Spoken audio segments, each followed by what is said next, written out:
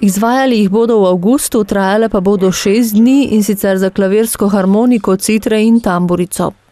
Udeležencem bo zagotovljena brezplačna nastanitev in tudi prehrana. Nekako ciljamo na mlade iz lokalnega okolja, nekje od 12 let navzgor.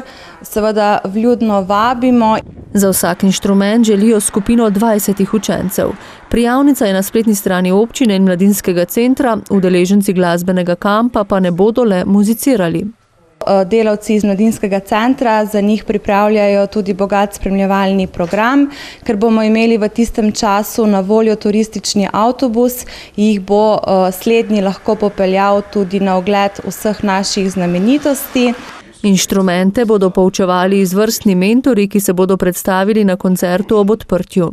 Javnost bo lahko spremljala tudi 2 odprti vaji, na zaključku delavnic pa bo koncert, kjer se bodo predstavili vsi 3 orkestri, tudi s skupnim igranjem, kjer bo pa skladbo za to zaključno prireditev pisal Matjaž Predanič, tudi Brežičan, trenutno študent Akademije za glasbo na področju kompozicije.